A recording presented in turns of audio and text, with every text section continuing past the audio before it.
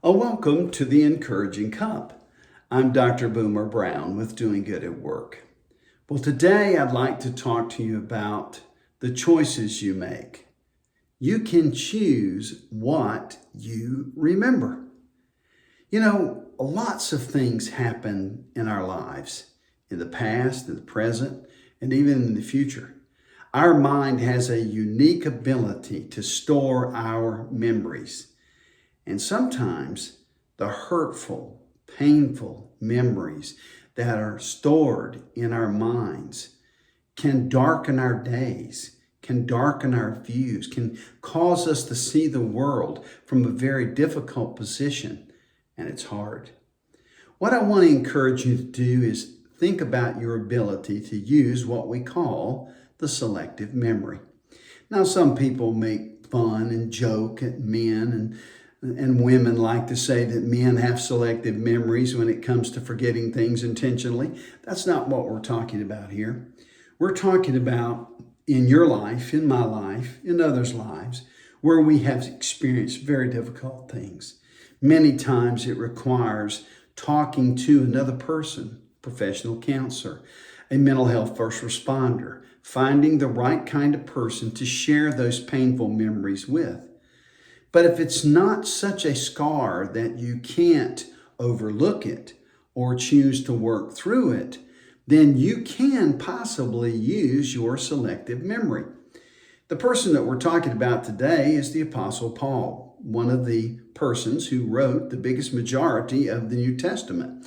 One of the books he wrote was Philippians. He wrote that book while he was in the city of Philippi. Now, as you read the book, you might think, wow, Philippi was a great place. Lots of good things. Paul's really happy here. The whole idea in the book is to be joyful and not let people, circumstances, and things overcome you and steal your joy. That's what he's talking about. So we're thinking, wow, he must have really had a good time in Philippi. The truth is he didn't. It was a very difficult place. It was one of the hardest places that he ever did ministry. And it was some of the hardest people to work with. But when you read the book, you see him practicing the gift of selective memory. He wasn't just hiding things that hurt. He was dealing with them by talking to God about them. And then when he chose to look at these people who hurt him, he looked at the circumstances which were hurtful, and he looked at things that were happening in such a way that he remembered them with gratitude and thanksgiving.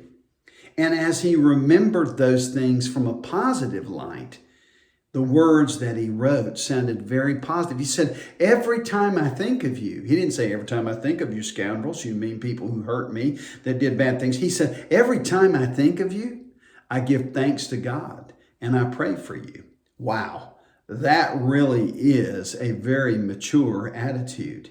Using selective memory. Now, don't repress things that need to be shared and talked about and worked through. But don't automatically look at your situation and start talking about it from a negative bent. Choose to select the memories and find the good in the situation.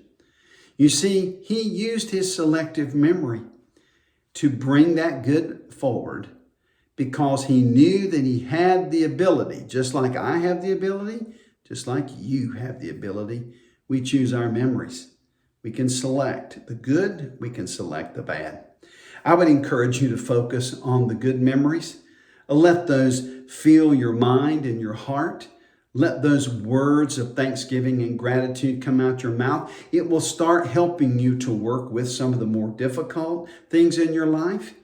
You'll then be able to deal with some of those difficult things as you work with a mental health professional. Remember, we offer referrals. We can connect you to a mental health first responder, and you can, even in the privacy of your home, select any resource from the list that's available to you to have sent to you where you can read and start processing and getting some help to help you overcome the hurt in your life. We've all been hurt at some time, and we know that hurt people. So I pray today that you allow us to help you because we choose to remember the good things in life, and we encourage you to do the same thing. Thanks again for letting me share this with you. And as always, we look forward to seeing you the next time on An Encouraging Cup.